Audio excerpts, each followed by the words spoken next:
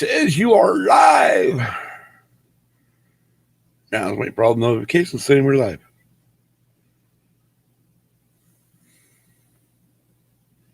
Oh, I just hit buttons probably. All right, here we go. Look. Whoa. That's what happens when you turn the shit on and you have your sound still up. All right. Check Facebook. Check YouTube.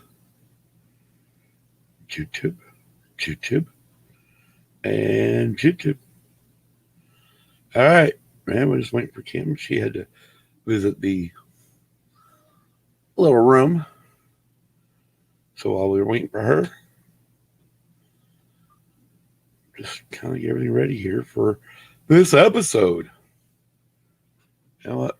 I don't even know if you know what? Her microphone's not even in place yet. Shit. Why would we never live ready for this shit? There. Hello, Tom. How you doing? How's the evening or early morning, I should say, in Idaho?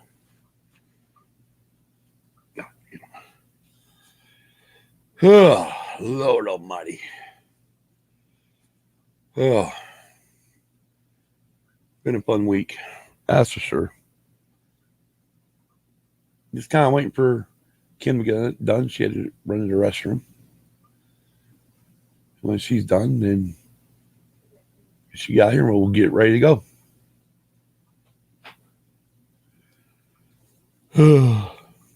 Damn.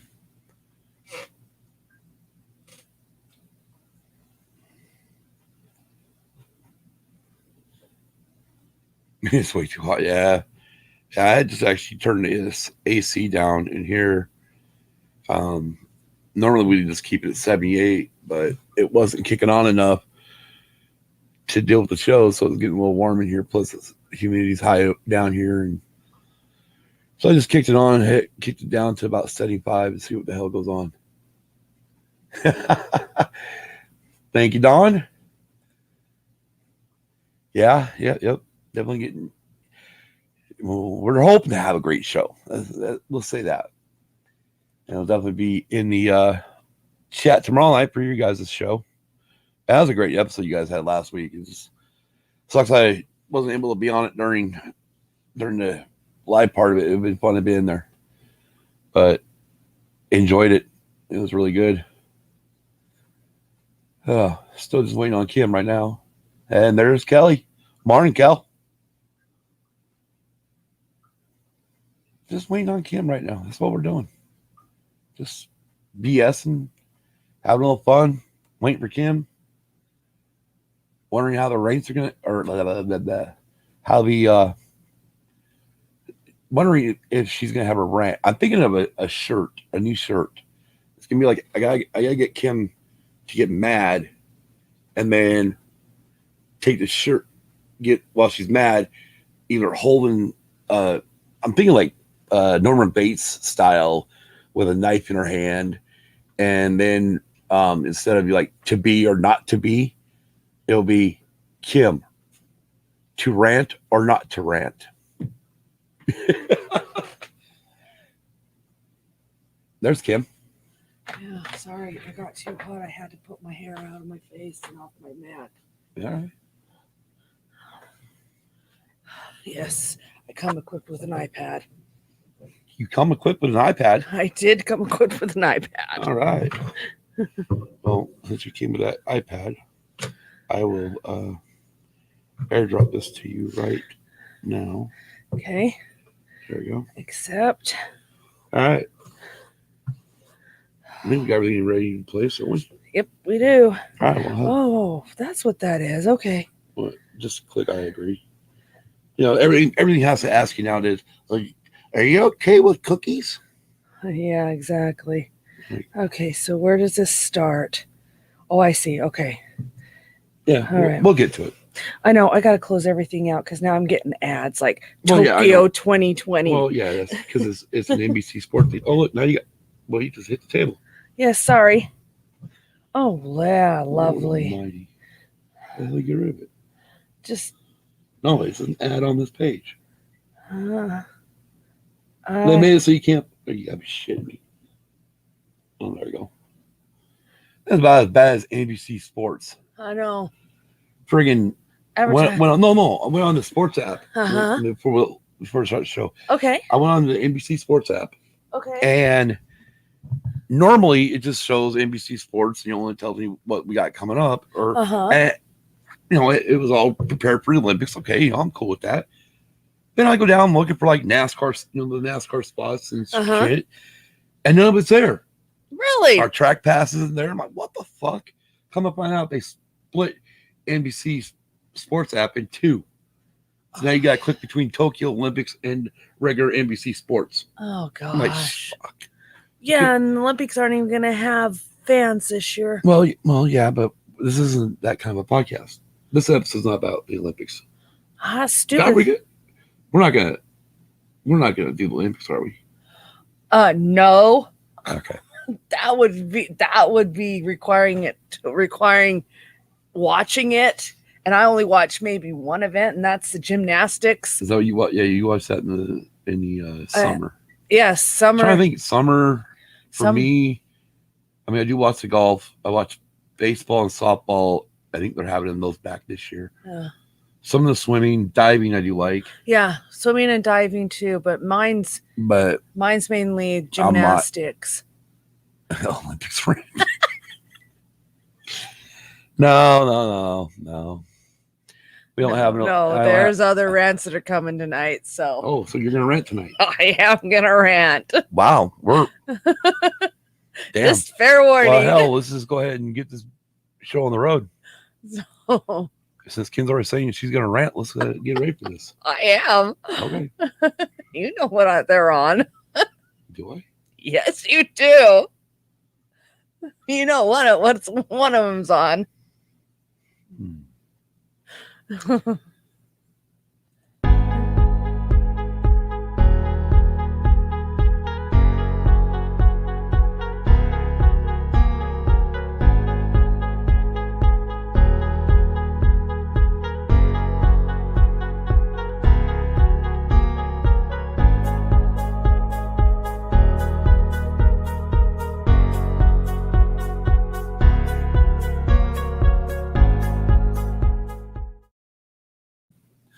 Welcome to Use and Views. I'm Scott. And I'm Kim. And if you heard that in that beginning part, we were talking about what Kim likes. And Kelly also said she likes gymnastics. That's the only thing I basically watch. Let's just cut to the chase, okay? We know who's going to win gold this year. It'll probably be Simone again. No, it ain't going to probably be Simone. It's going to be Simone. Well, she's the Mary Lou of this generation. Exactly. I watched when Mary Lou performed in the Olympics. Okay. Well, I mean, by the gray hair, you can definitely tell that. Yes, I did too. So I got the gray, you don't. No, and I think a lot of that attributed to my dad. No, your dad still don't really have no. He really still don't hate. He still don't have gray. No, he don't. Fuckers. He don't. At least I think my dad turned subjective to judging. No, that was only in Salt Lake.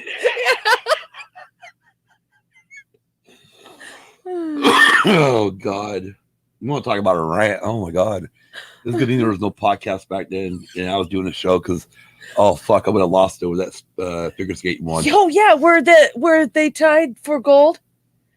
No, it wasn't gold. Was it gold? Yeah, no, it was gold. It wasn't gold, but yeah, no, was it gold or was it silver? Fuck. I'll have to look it up because now I'm curious. Yeah, right. Now I'm curious. It might have been for gold. Because I thought it was for gold. Because it was the Russian. The one team that should have got the gold. Maybe it was gold. It was the one because team that should have got gold didn't get gold, and it was probably the Russian team that got the gold. It was the Russian team that got the gold because bullshit. The Canadian team was supposed to be supposed to have the gold. And fuck, they had a great fucking. They had 2002. Well, they had a better That was 20 fucking years ago. I know, but we're talking about it. I know, what the fuck? I know, but. They had a better show than the Russians did. By the way, in case y'all didn't know, Kim's copy. Sorry. This is episode 108, End of an Era at Atlanta Motor Speedway. Not happy about it. Not happy about it. Yeah, Kel says I think it was Gold. Let's get into our Housekeeping? sure housekeeping. Thank you to our Patreons, Luna Girl and Dragon Buddy, Don Della Snooch, Solski, Brady Big Lovin', Hannah, Mikey, and Brinley, and Case. You know, it's Don Delasnooch Solski, right? Yeah. It's not Don Delasnooch Solski. Oh, well, you know, it's one of those days. You're having one of those moments, huh? Yes. All right, well, you can join our Patreon. Go to patreon.com. Search in the creator bar Used and Abused. And so, you know, it is at $5 a month. We really haven't done much. I need to make some new posts. I thought about putting up a picture of me with my hoodlums from the 90s, where I've literally got my cowboy hat on. You can't, when I got both kids, when I have the picture with me and both kids, you can't see my Smoking Armadillo shirt. But if I put the one up with me and Colby, then you can see my shirt. Yeah. But yep, I went through a phase. Anyways, check out our pod family, the Sidebar Cantina, The Escape Pod, which will be live tomorrow night. Yes, it will. 7 p.m. Easternish. Yeah. Tomorrow night? Yeah, tomorrow night's Wednesday. Today's Tuesday. Yeah, today's Tuesday. Tomorrow night's Wednesday. Where today? Sidebar's yesterday. Where today? It's there Escape tomorrow. Pod's tomorrow. Yes. Okay. Just had to keep everything straight, All right. you know. And also check out Swede Studios. The last video I saw about him was his quarantine sessions. Uh-huh. They did Radiohead Creep. Oh, nice. Oh hell yeah, it was great. It was a great rendition. Also Big Swede's Excellent Adventure, which a week ago from yesterday on Monday, Monday had Big Swede, Kelly, and even Bronco Fetter Tom joined in, and it was just to fill the time for Dave and Jason being gone for a week. Yeah. And then we decided to be gone too, but we had a lot of shit happen to us last week, which we'll get into. Yeah, we did. And then, of course, check out Swede's other channel, Tactical Swede. Don't forget to smash the like button. And if you are new to the channel, click subscribe. Then click the bell to be notified when we go live and update and upload new videos. You can find Used and Abused on Facebook, Instagram, Twitter, and Tumblr. Facebook and Instagram are pretty much the two places I go. Yes. And stuff does get put to Twitter. Speaking of Twitter, I'm going to pump the brakes real quick on this. A couple days ago, I got on my personal channel, well, I do have a personal YouTube channel too, but I don't put much up on there. But my personal Twitter feed thing told me it was my Twitter anniversary. Oh, wow. 12 fucking years. I've been on Twitter 12 fucking years. Yeah. And I still haven't, I think I barely got maybe 100 fucking tweets under my personal. Yeah. Anyways. Our email is usedandabusedpod@gmail.com and is spelled out AND. Go to our website, and that is usedabusedpod.com. It's all lowercase. Again, that'd be usedabusedpod.com. Go to tpublic.com and search for Used Abused Pod for our merch store. You can also find our merch store link on our website, on our social media and website. All you had to do is to say and social media, and nobody would have realized you fucked it up besides everybody watching on YouTube and Facebook. Lost my spot. Lost your spot, huh? Yes. Oh, okay. Oh, well, I was about ready to start clicking on the next ones. Yeah, I know you were. Well, I guess we'll make a little extra house clean because tonight will be episode 109. And it'll be the Kiss A&E biography part one. Exactly. Oh, that was awesome. Anyways, that was. But we're on today's show. Gymnastics on the other. It's a sort of in a goal, and that's a certain amount of play. Yeah. Uh-huh. Oh, anyways, Kim. Yes. What was your week like? Well, I guess 2 weeks now. You've been busy with work. Yeah, unfortunately. Still waiting to see if you get your vacation time. Yes, we are still waiting on that. And then last week, mainly the reason why I wasn't on ATSW The Escape Pod's live show was I saw a Facebook post from a friend of mine, one of my guy friends, somebody actually probably one of my best friends from high school. Yeah. And actually I will say he's my best friend from high school. That his 22-year-old daughter passed away. Yeah. And it hit me pretty hard. Yeah. I mean, even though Hannah's past 22, it's still, as a parent, you don't want to ever think about burying your children. I know. I mean, we're not supposed to bury our children; they're supposed to bury us. Yeah. And so it hit me hard. It hit me pretty hard where I ended up calling Hannah and talking to her and telling her I love her. Yeah. And just Daddy got mushy. Gymnastics, on the other hand. Yeah. Tom wants to keep going back to gymnastics. Yes. Hopefully, overall, Team USA will kick ass. Oh, I hope so. I know they've got a different team this year, but I don't know who's on. Yeah, I don't know who's on the fucking team this year. Well, anyways, let's get into a little bit of racing news, and really, it's pretty much a damn blast of looks like it's just pure NASCAR. Yeah. Yeah. All right, so on July 9th, it's reported that Peacock will be premiering Chase Elliott documentary in August. Yes. That will be hosted by Dale Earnhardt Jr. Yep, Dale Earnhardt Jr. Speaking of Peacock, yes, I'm pumping the fucking brakes again. So you're going where I think you're going. Oh yeah. Okay, well we'll see. If I'm going where you think you're going. So you know how WWE Network is now no more in the United States. Okay. You didn't know that?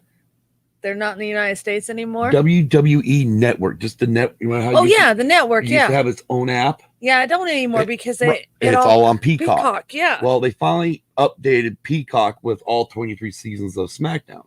Nice. So, because, and this is why I wasn't on the sidebar show last night for most of the shows, because my sleep schedule has gotten all fucked up in the last 4 days. Yes, it has. But I ended up looking at the SmackDown from October 21st, 2005, which is one that was released on UPN. Yeah. But it was we filmed it Tuesday night. Oh, okay. That Tuesday. Anyways, me and your sister went to our very first ever WWE event.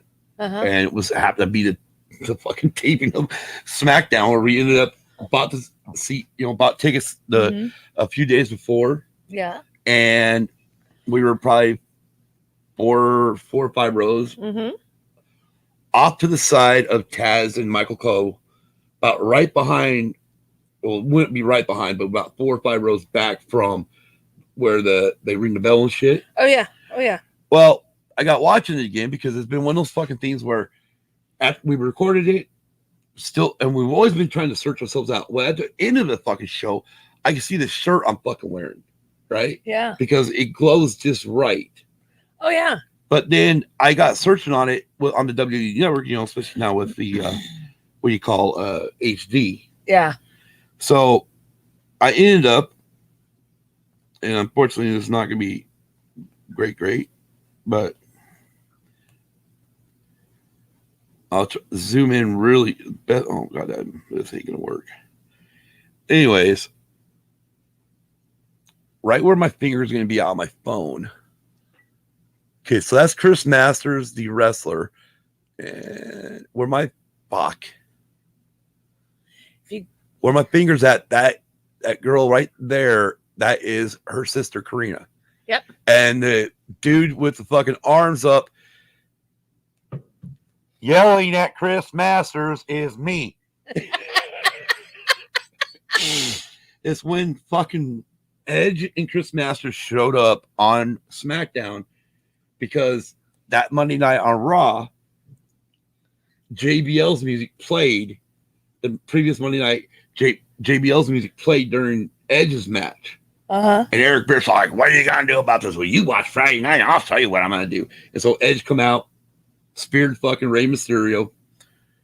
JBL went chasing after him. Masters gets in and starts throwing fucking Mysterio all over the place. Here comes all the fucking locker room. And then here comes Hardcore Holly, which then out goes Masters. And that's where he was running away from Masters. And finally, after 2005, so we're 4 years from being 20 years, say about 16 years ago. 16 years later, I finally see where I can actually see her in a really good shot. Oh, yeah. So it was crazy. Right on. Wow. Okay, I'm going to have to go. Yeah, we'll have to look 2004 at that. episode SmackDown. You can see me, Tom and his wife on the second row behind the ring. Nice. Yeah, we'll have to look at it. Oh yeah, we'll definitely watch that. So, anyways, I think I know where you really want me to go. Season 2. No, I kind of figured that was going to come up eventually. Oh. But I knew you because you mentioned something about putting the picture on the podcast. Right. And then I found out that with Apple and StreamYard, they don't want to connect together, so I couldn't just bring the photo up, which sucks because I have another goddamn picture I wanted to use for tonight about the race. Yeah. But I'm not gonna be able to. I mean, I'll bring up my phone again and just try to aim it at the camera. But yeah, I figured that was where you were going. I figured the other place you're going would come up eventually. Right. And speaking of season 2 is Lost Speedways. Yes. Which is a Dale Earnhardt Jr. show. Yes. Created by him and Matthew Dildner. Yep. Dirty Mo Media. And they go around to former tracks. Yep. And either they search them out in the woods. Yeah. Or they're still there, just not being used. Yeah. And then they, at the end of each episode, if it's a dirt track, they take dirt, the topsoil from that track. Or if it's an asphalt track, they go find some loose asphalt and take some asphalt from it. Yeah. And then they put it in a jar, and then Dale Jr.'s got this shit all his house. Yes, but also I'm sure Amy's just got to be going, dude, really? Well, also too, though, when they do seek out these tracks or find these tracks, they go over the history of them. Right, they go over the history, and they also talk to either a driver that actually former NASCAR drivers that raced there, like Richard Petty, Bobby Allison. I mean, they've had some really great, or if it is just a old school dirt track or local track that don't have the prominence of a NASCAR track, they do talk to people who actually drove or raced there or whatnot. Just as a little comment on that, there's not very many dirt tracks that don't have NASCAR drivers on them. True. Because all NASCAR drivers seem to have started out on dirt. Most of them. So I mean, nowadays you're going to start getting a lot more NASCAR drivers that their whole career has been on asphalt. Yeah. I mean, I can use one example. Martin Truex Jr. Oh yeah, he's always raced on asphalt. I mean, but then again, that's what happens when you're from Jersey. Marietta, Jersey. Yeah, I know. He's your driver, so you know right where he's from. Anyway, so this will be great starting in August when the Peacock does their premiere of the Chase Elliott documentary. Oh, that should be really interesting. I know I'll be wanting to watch it.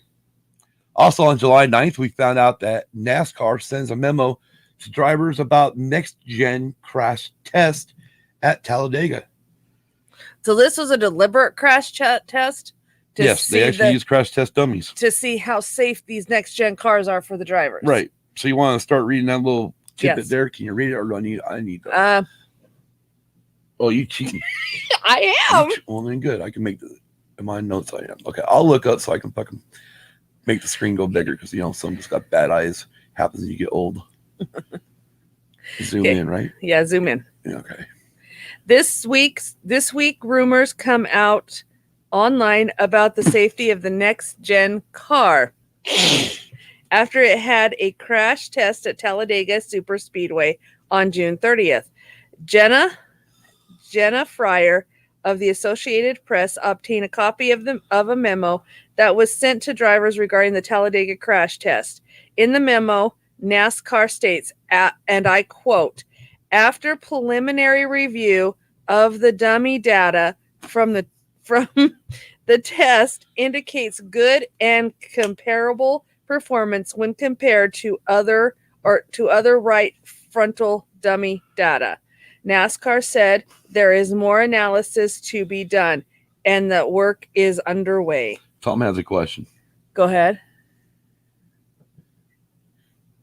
Is Ricky Bobby still racing? You don't get it. She's never seen the movie. Oh, Talladega Nights. Talladega Nights? Yeah. Okay. I didn't know that was his name, but I know. Shake and Bake. Yeah, the shake. Yeah.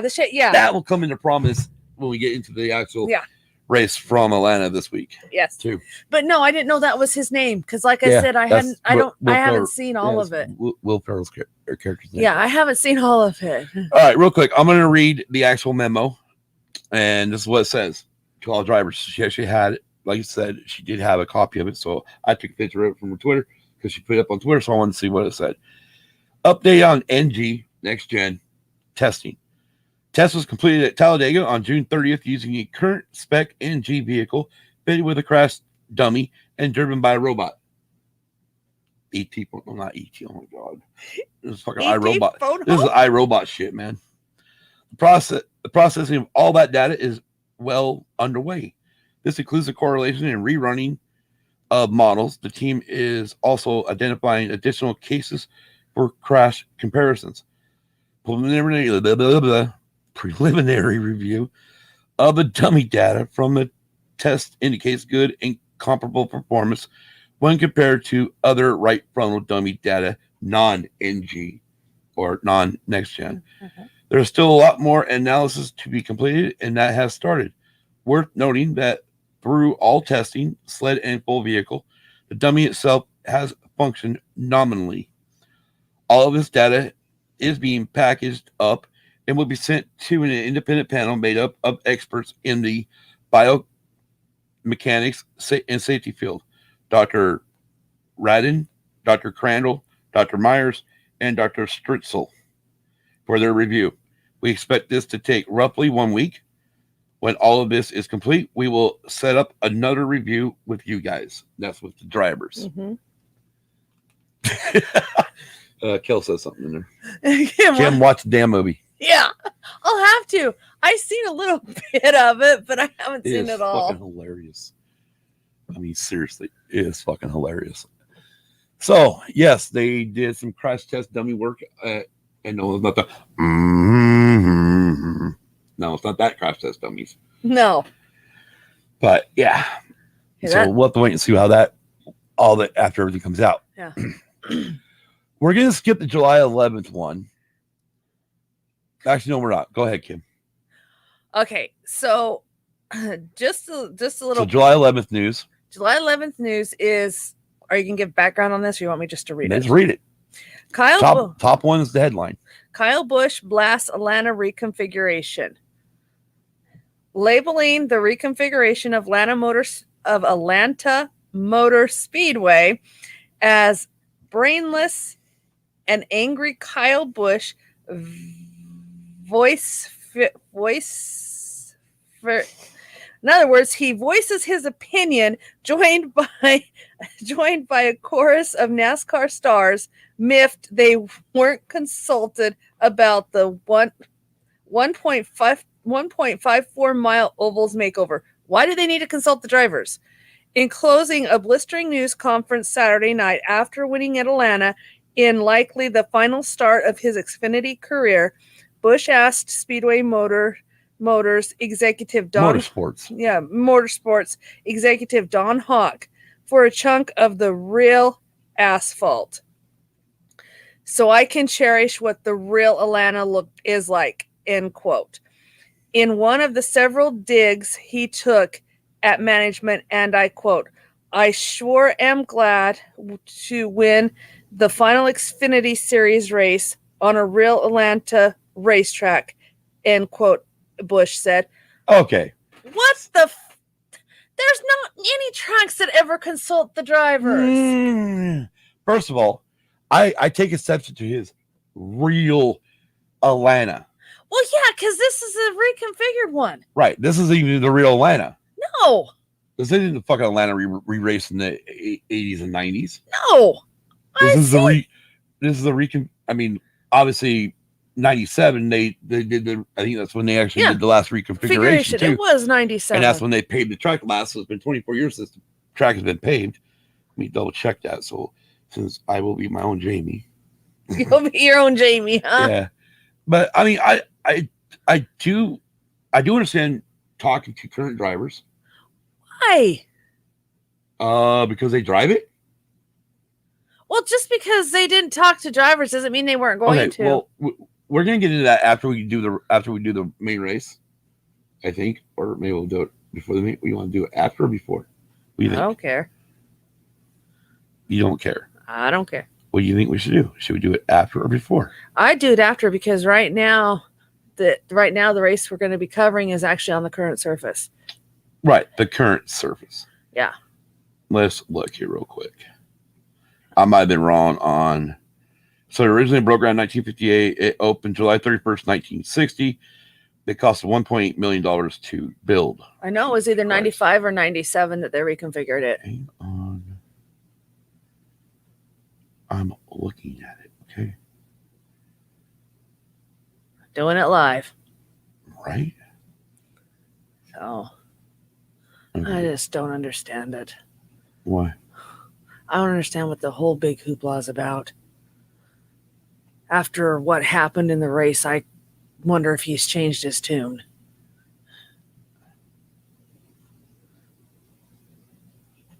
Yeah, it was 97. Yeah.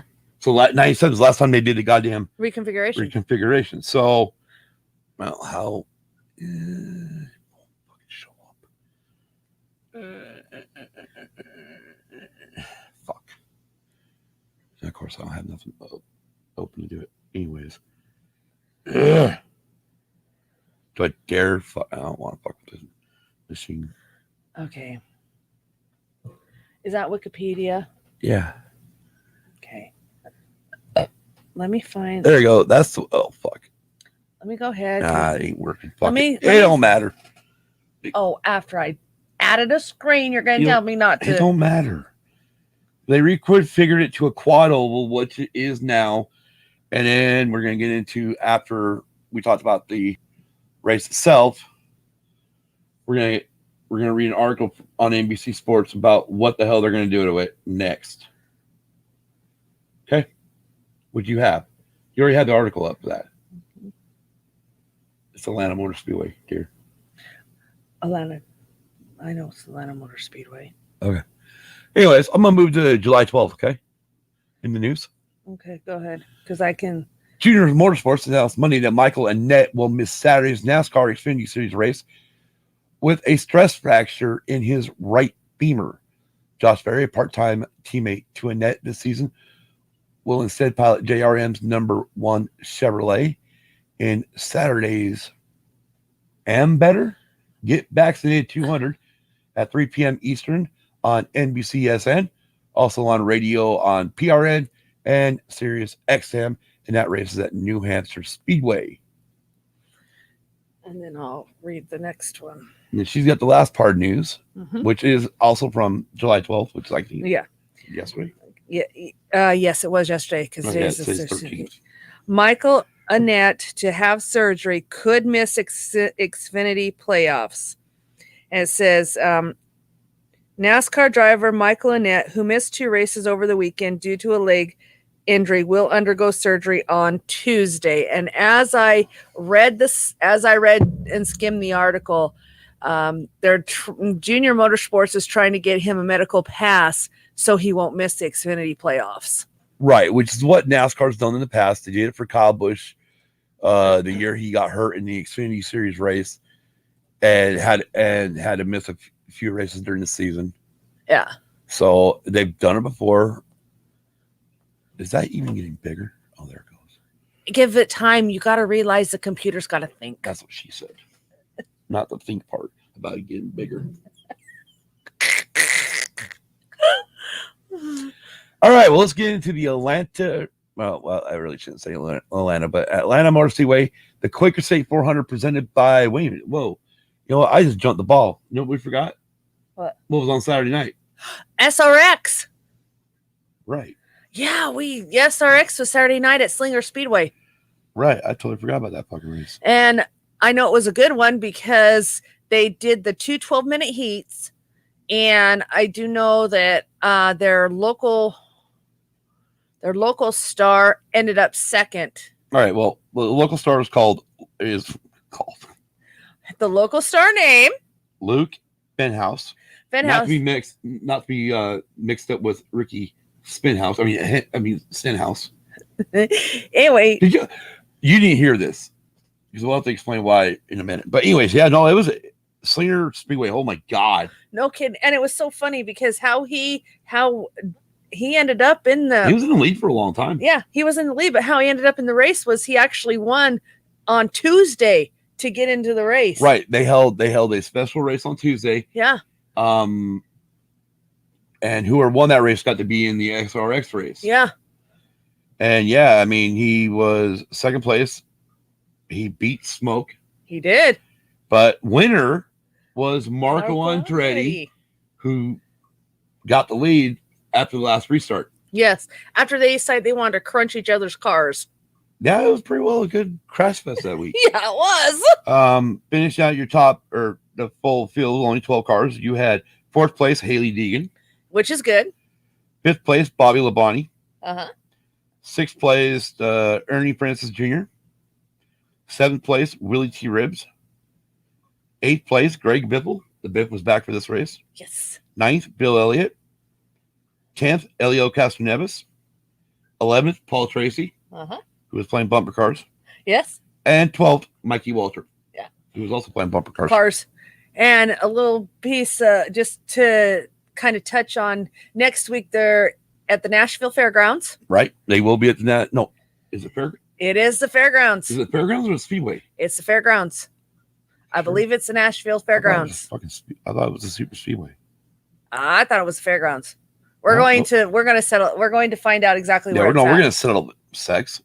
Wow, you can see what's on my fucking mind. Yeah, I can tell. Jesus Christ. I'm supposed to be typing SRX and I type sex. I'm pretty sure. I know they're in Nashville, but I thought they said they were at the Fairgrounds. I swear it was fucking. It just says Nashville. That's not bad though. $35 per ticket. Not bad at all, considering you're going to have the Cup champion there next week. Yeah, right. Cup champion Chase Elliott is going to be racing. No, you're right. Yep. Nashville Fairgrounds Speedway. Yeah. Dude, that's where NASCAR used to race. That's what I heard on the Dell Jr. download. That's the one everybody wants to go back to. Junior wants to go there. Even on DVC, they talked about, why the hell we don't have, why can't we run the Super Speedway and then also run the old fairgrounds? Why not? They give everybody else 2 races. Why not Nashville? Yeah, but it wouldn't be it would be 2 races to Nashville City. I know, but I'm wouldn't be 2 races to the same track. I mean, they could run one in the spring and one run in the fall because. Yes, let's pump the brakes real quick on Mikey Waltrip. As Cal brought up, he is so tall. I never understood just how he fit into his car, right? They were showing his his feet. He's got a size 14 foot. And they're showing how his feet, pretty well are jammed in those cars. Yeah, they are. Those SRX cars, they're small. They are. It ain't made for Mikey. No, it's not. Yeah, he is definitely one on the taller side of, what is he, fucking 6'2"? I don't know. Now I gotta look that up. But yeah, his feet are literally stuffed in there like it's stuff a turkey. I'll tell you one, Kel, a really good show to watch by Michael or with Michael is In a Blink of an Eye. Right. And I know it's on Apple iTunes. You can rent it or whatnot, but it's all about pretty much the 2001 Daytona 500 after Dell Sr. died. It goes over his career, but it's basically centered around the Dell Sr.'s. Oh, I'm sorry. death. 6'5". He's still tall. Well, I know he's still tall as shit. Him and Doherty are tall. Oh, Brad Doherty? Yeah. Oh, yeah. Fucking Brad's a fucking ex-basketball player. And poor Castor Nevis has to go like this. And he said, No, dude. The funniest one was when Tony Kanaan fucking tried to jump up to beat with him. And Brad's like, it won't work. It won't work. That was a funny part. Yeah, it's called In a Blink of an Eye. It's also based on his book. Yep. But it's really good. They got a lot of NASCAR personalities talking it, including Dale Jr. And his ex-wife, too. And Buff. Yeah, I totally did not know him and Buffy were no longer married. I didn't either until I watched this. Yeah, right. But, I mean, it was really good. Oh, it's a tearjerker. Oh, that's for damn sure. It's a tearjerker. So if you do find the show... Especially if you are a Dale Earnhardt senior fan. But even I knew of Dale Earnhardt. Well, yeah, you didn't grow up watching NASCAR like I did. And I was unfortunate that way. But anyway. Your house watched nothing but football and baseball. Yeah. And BYU. Don't even go there.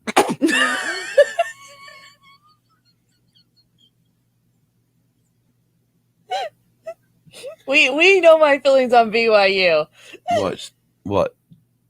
I detest them. The bitch yucky university? Yeah. I gotta come up with something like that. Speaking of come up with something, let's pump the fucking brain. Agreed, Tom. Agreed. No shit. On BYU. Anyways, real quick. I know we haven't mentioned this since our first single episode we did. Uh-huh. But, you know, we were asking for new theme music. Yeah, we were. I haven't fucking worked on anything. And I was supposed to work on shit, and I haven't done it. But, yeah, I mean, if you still want to try to come up with your own theme music or whatnot for us to use, transition theme music, go for it. You know, send it to me in an MP3, and I'll get it loaded up, and we'll get it added to the soundboard and the soundboard app I have on my iPad, which is back there, not hooked up today. But I would have it out here purposely for that. Whoa, wait, what the fuck? What? Well, I just realized levels were We're fucking off. What do you mean off? Oh, your side of the mixing board was way the fuck up.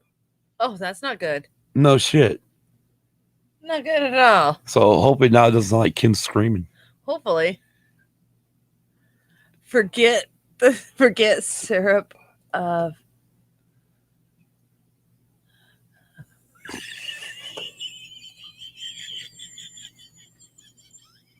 yeah, no.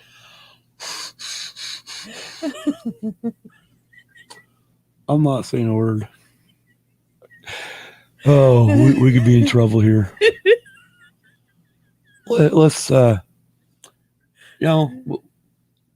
on it. Was there any fucking? We had no rants for the SRX, did we?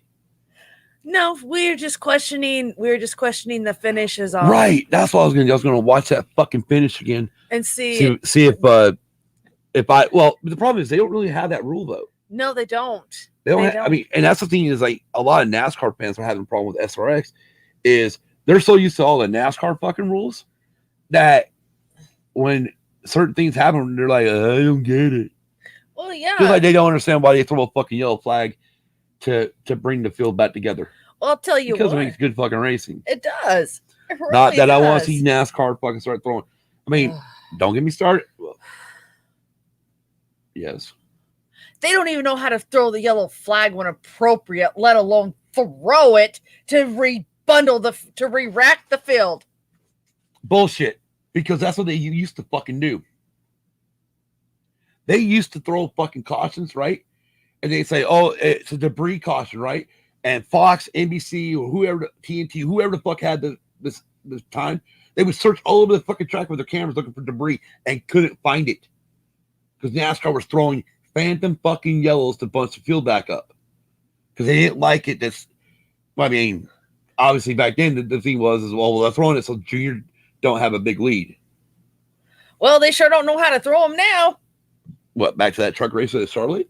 Yeah. And also back to the one with Christopher Bell where he spun out, got the car under control, and they threw the damn yellow. But he didn't spin all the way out. No, he got the car under control. This wasn't supposed to be a ramp, was it? No, but that was, I'm just saying. So let's talk about Atlanta Motor Speedway. Yes, let's. So, hey, don't be cheating looking at the fucking notes. I'll read all the notes. I just want to bring a few things up about Atlanta Motor Speedway. One, there was no PJ1 or traction compound on the track. Which proves one thing. They don't need it on any of the other tracks. That track came in just fine. I had to say those words. That track came in just fine on its own. By the time that race ended, there was 4 grooves in that track. And that was without the PJ1. They don't need to put that fucking PJ1 on the tracks. Let the drivers do their job. They did their job on Atlanta. Are you done? I'm done. Good Lord. Well, the length of the track is 1.54 miles, so one of our 1.5 mile tracks, pretty much. Turns are banked at 24 degrees, while the straightaways are only banked at 5 degrees. Won't worry about race lap records because that was actually done by. Well, that's not fair. I got 2 over here. What? Tom, yes. And then go, Kim. Yes, Kim. Yes. Let the hate flow through you. Yeah. All right. Let's get into part of this before we get in. So just before, we had obviously no qualifying. No practice. No. So, of course, NASCAR does their whatever the fuck they do to come up the fucking field, which is a bunch of fucking math. Yeah, that I don't even want to rack my brain over, which I think that method's stupid too.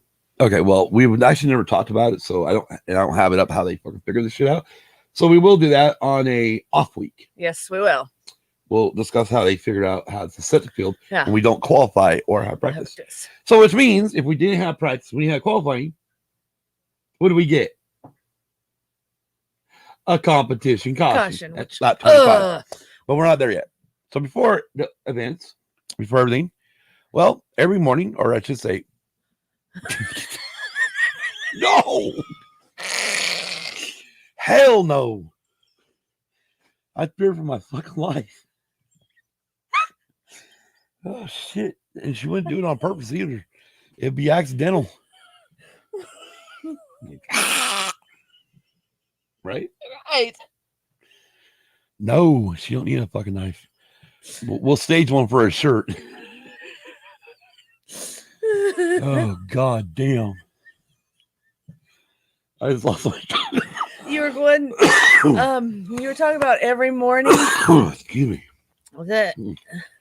You're talking about every morning, and then that's when you got off track. Every morning before a race, they go through tech. Mm-hmm. That's the iOS. Right. The iOS tech, or what the hell they call it. And they actually show it live on YouTube. Yes, they do. And they leave video up so you can go back through and watch all the little fucking lights flash over. They don't fucking tell you a goddamn thing on any of that. It don't. Anyways, so due to inspections, sometimes if you fail inspections, you have to go to the rear of the field. If you fail it once, you got to go to the rear. You fail it twice, you got to go to the rear.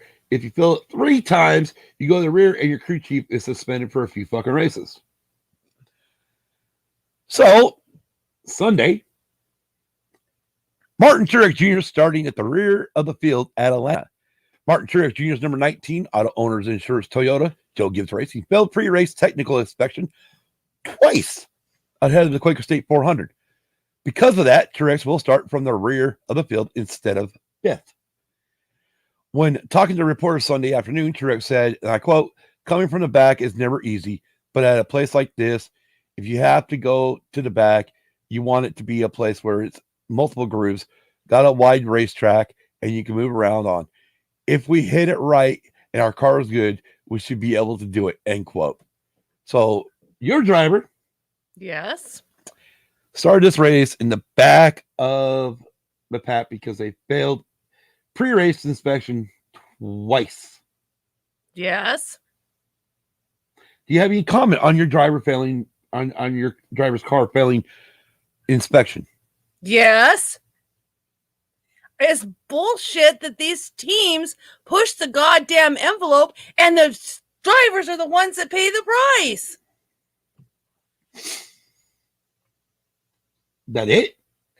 I just think it's stupid.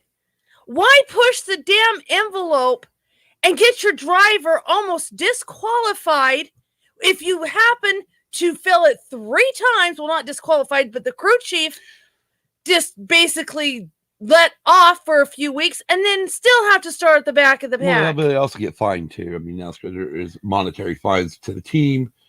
I believe also points reduced. Yeah. But all in all, the driver is the one that has to pay the price because these stupid teams are always pushing the envelope. And it's bullshit. Okay. Kel agrees. It's bullshit. All right. Well, we had stages. Is that it? There was one good thing that came out of it, though. We're not there. No. So let's get into the stage breakdown. Since we now race stages and not a full fucking 400 lap race or 400 mile race. Stage 8 breaks would be your stages are lap 80, lap 160, and then the final stage ends at the final number of 260, which gives us our 400 miles. Obviously, if there's any yellows with 3 laps to go, then we have unlimited chances at green, white, checker. Tom says, shouldn't the driver have some sort of say in what goes on? Seems like a crappy support team. Most drivers actually don't get upset about it because they really do want their team. Most of them that you listen to would rather have their teams pushing that envelope now in the regular season than in the playoffs. The playoffs, it's worse.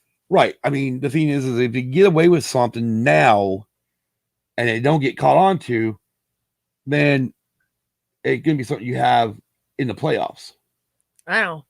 Which are coming up now. We're what about 6 races away? 6 races out, yes. We're 6 races out with this race. 6 races out. No. So, again, a lot of times it is drivers like Truex.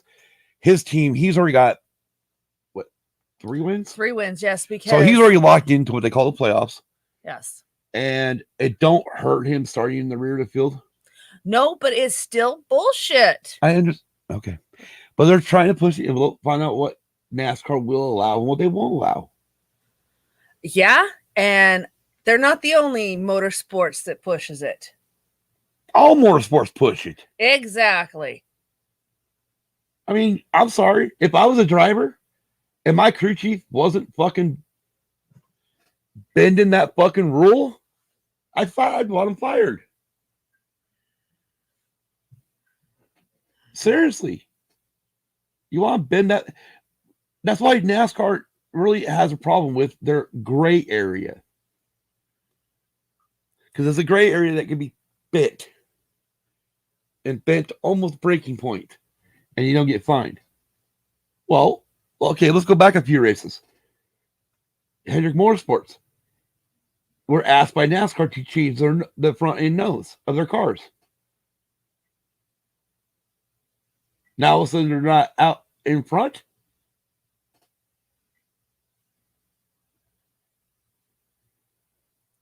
Yeah, well, like I said. Like I said, they didn't break the rules. NASCAR just didn't like what they saw. So at that point, they asked them to don't do it again, pretty much.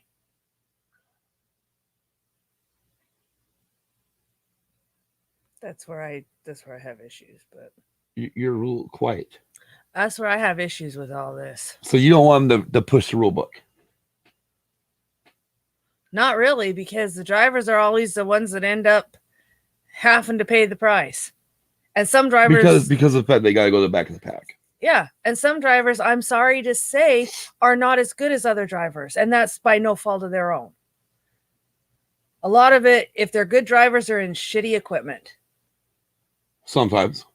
And then if you got a good driver at the back of the pack, the people that decide they just want to go putt, putt, putt, putt, putt, putt, putt, putt, putt around the racetrack and decide they want to see who can wreck who, then that gets that good driver out of the race. But that's part of NASCAR, and that's something NASCAR needs to look into. On either they're going to start cracking down and either hold the goddamn real percentage that we're only going to allow cars to be slower than, and if they go below that, they're automatic. And they got one chance to come down pit road and fix it. If they don't, then they're out of the race. Yeah. Which they should have it for all of them. I mean, for all of it, because there's teams that just deliberately stay at the back of the pack. Well, it's because they don't have fucking good cars. I know. They don't have the money to be good. I know, but I'm just saying, you have a good driver that that is at the back of the pack. Like Truex starting right at the rear of this race. Yeah, like Truex starting at the rear of this race, and somebody that doesn't have the money to get good equipment decides that the car goes wiggly, wobbly, whatever. You just hit the microphone. Sorry, wiggly, wobbly like a worm. Then there's there's a chance that when the wiggly wobbly car like a worm decides they want to hit Truex and take him out. Okay. I mean, you got valid points. But I think I got valid points. Well, you do, but if you're not cheating, you're not trying. Okay. They all do it. I know they do. Well, Junior even admitted it on his podcast. Oh, hell, I know he did. Because they can't take shit away now. I know. Anyways, so we went over right. Stage is lap 80, 160, and 260, which is his final lap. Stage 1 started lap 1 through lap 80. We get competition caution at lap 25. At that point, we had pit stops. Are we halfway through the show? Huh?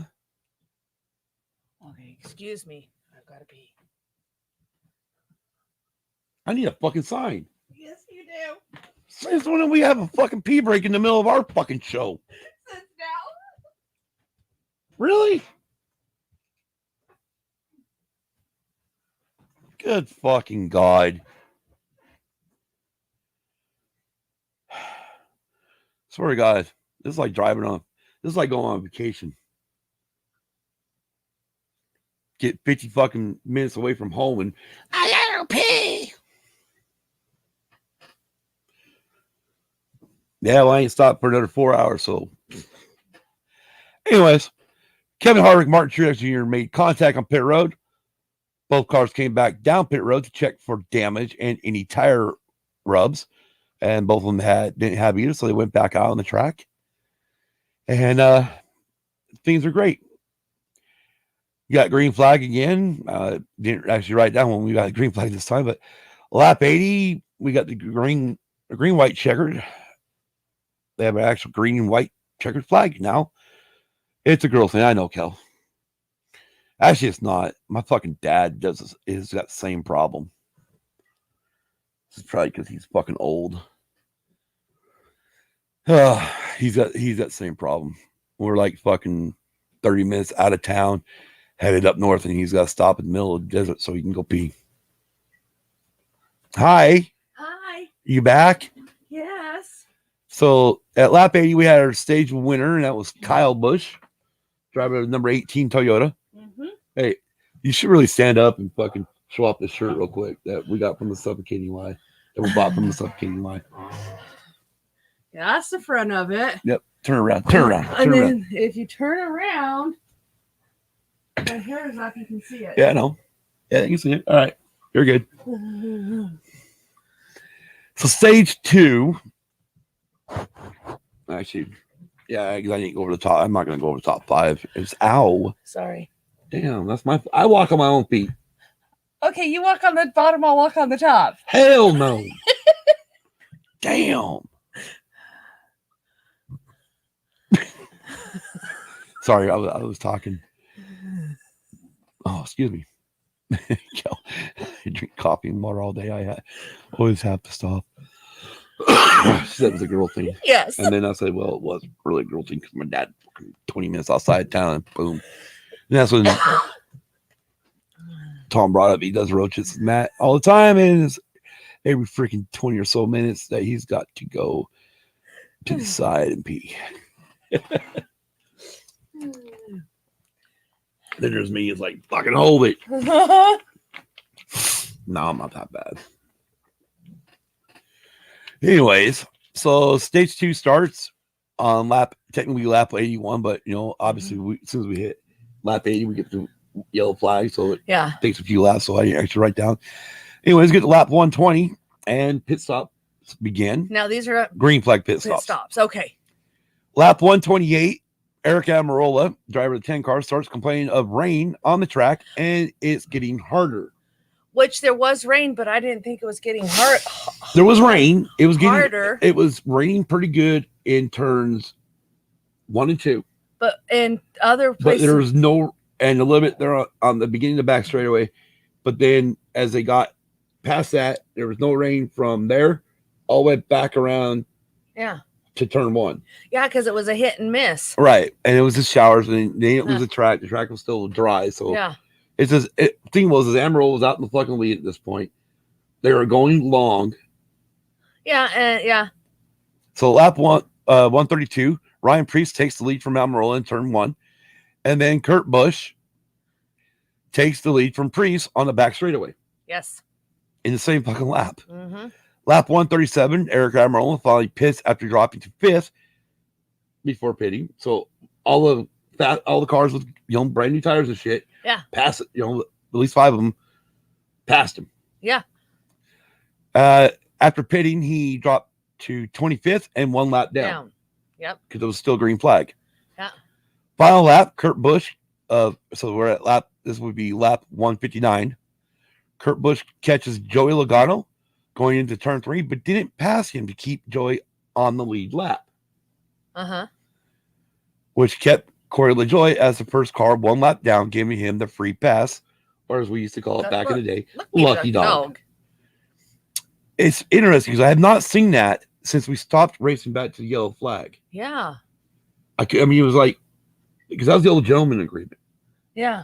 Where if the yellow flag came out, because back when they raced back to it, as long as the leader wasn't under pressure from the second place car, he would slow down, let 3 or 4 cars pass him to get their lap back, and not lap the guy in front of him either. Oh. Yeah. But that shit ended when we got rid of the racing into the yellow, which that was dangerous. It was, but that was back in the day. We used to do it. So obviously, so your stage 2 winner was Kurt Busch. So both Kyle and Kurt are now 1-on-1. By the way, up to this point, pretty much first and second, the whole race has been Kyle and Kurt. Yeah, the Kyle and Kurt show. Pretty much was. Lap 168, we get a red flag. And we're going to show you why now. At this point of the race, we were under yellow flag from the end of the stage. And, well, unfortunately, I don't know how well this is going to show up. That's why. If you can see it right where the red circles are, you can see the pavements coming up. Right. I actually sent a better photo of one of them to Kim. There we go. Right. There. You can see right where, you can see right I'm where. moving the phone, not my finger. Shit. Yeah, right there where his finger's at, you can see the pavement literally coming apart. Yep. And they brought up on the broadcast, Rick Allen brought up that last time he remembered this happening was Pocono. No, was not Pocono. Pocono's never had this problem. Okay. Was Martinsville. Martinsville, that's what it was. Where I know the concrete came up and damaged. Jeff Gordon collected it. Yeah, and damaged his car. Right. And then Steve Letarte says, I don't want to talk about it. Yeah, because Steve Letarte was Jeff Gordon's crew chief at the time. Right. But luckily this time they did not come up and hit one of the cars. None of the cars hit it. That's good. Yeah, right. So, So obviously we red flag. Cars are still on the track. Anyways, to repair the track, as this surface is 24 right. years The red old. flag was to repair the track. Yeah. Hence why there is plans to repave Atlanta Motor Speedway starting right after the end of race celebrations. But we'll talk more about this later. Right. So lap 69, caution comes back out. Kel, I remember that. Yeah. Yeah, I do too. I was so pissed off at Martinsville. It wasn't even funny. You showed me the replay of that. Oh my God. I couldn't believe it. All right, so caution comes back out. Uh-huh. 169. Obviously, we red flagged it on 168. Uh-huh. NASCAR, and they stopped right there on the front straightaway. Yeah, they did. Just for turn one. Uh-huh. And when they came back under, NASCAR told the teams, get ready. We are going choose next lap and then start the race after that. So caution comes back out after a 20-minute delay to patch the asphalt that has come up. Then lap 171, we did get the green flag. Yes. We're back to racing, hoping to hell that this patch will hold. Uh-huh. Lap 212, after pit stops, Kyle Busch, who pitted one lap earlier than Kurt, takes the lead. That's the other rant I have. What? That when Kurt takes the lead, isn't that where Chastain helped? Not yet. Oh. No, because right here, Kurt. Oh, I wrote that wrong. Yeah, Kyle takes the lead, not Kurt. Kyle, okay. Because it says after pit stops, Kyle Busch, who pitted one lap earlier than Kurt, takes the lead. Okay, well, I thought you had them two switched around. No. And pretty much we talk about that in F1 as an undercut. Yes. Because Kyle was actually behind 1.5 seconds behind Kurt before pitting. Yeah. So just by that one pit stop, coming out one lap, doing it one lap earlier, coming out on the track with fresh tires, he can make that time up. Yeah. And then, okay, so this is where I hate NBC. Yes, I know. Because they switch everything from being lap numbers to everything to how many laps are left to go. Yeah, starting at 35 and right. The countdown. So they do it right around 100. 100, okay. Or somewhere's in there. No, actually, it's right. I think it's right around 60 to go. Okay. Yeah, because that was lap 212, so that was 40. So yeah, probably 40 to go then. Okay. Anyways, lap with 35 to go, Kyle was getting aero blocked by cars not wanting to go a lap down. So in other words, the way this package is, so this is the 550 package. Yes. With high downforce. Yes. Or no, wait. No, yeah, 550 with high downforce. Yes. Because the 750 was low downforce. Yes. Anyways, so they got these big ass spoilers and pretty much creates this air bubble around these cars. When you start catching up, the front end on the guy catching the cars starts getting loose or gets tight. And he goes up towards, starts can't make the corners faster. So he's got to drive slower. And anyways, so this starts becoming a normal thing because we had the same thing happen back in the spring, which we'll touch on here in a minute.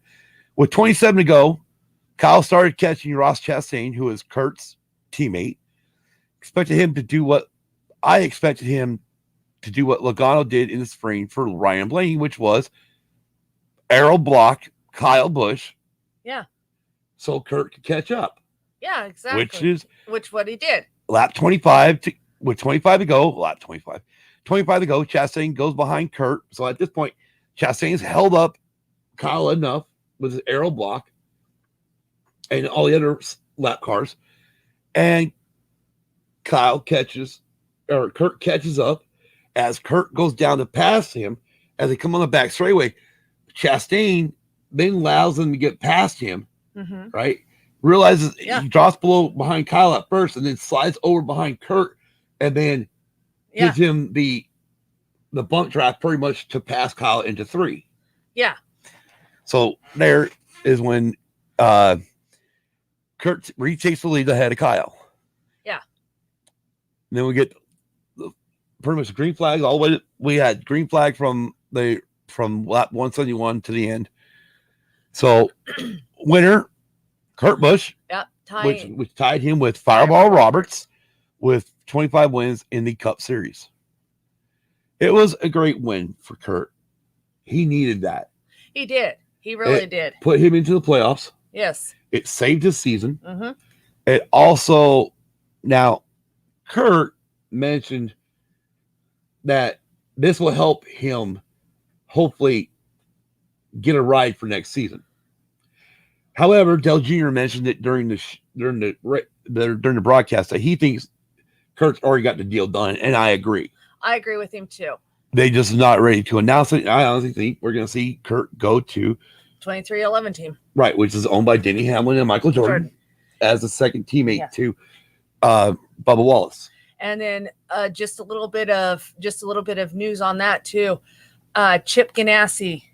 Is it Chip Ganassi? Yeah, Chip Ganassi, who Kurt drives for. He sold his team to Trackhouse Racing. Yeah, Trackhouse Racing, which is owned by Pitbull, and I can't remember the other owner of it. Right. Pitbull's the main owner. Yeah. Which is a rapper. Yeah. Well, Pitbull just sticks out to me. I didn't realize it was his rapper name. It just sticks out. So. God, you old Gen Xer. I know. I'm older than you. I know who fucking Pitbull is. I don't listen to a lot of rap, so. I know you don't. So anyways, so we get post-race inspections. Kim? Okay, so there was no issues for the number one, Kurt Busch. He officially the winner. The following cars had one lug nut loose or missing. The 48 car, which was driven by Alex Bowman. The 20 car, which was driven by Christopher Bell. And the 21 car, driven by Matt DiBenedetto. And the 23 car, which was driven by Bubba Wallace. Yeah, and so really, all is this a fine, isn't it? I don't remember. Anyway, so Sunday night story on JC.com reads, Kurt Busch outdueled his younger brother Kyle Busch in the pair's fourth career 1-2 finish to secure his 2021 NASCAR Cup Series playoff position and take his 33rd career victory. In Sunday's Quaker State 400. Why? I thought I heard fucking 25. I don't know. I thought I did. Oh, maybe it was 25th overall. Yeah, 25th. Okay, so okay. 25th overall, 33 wins though.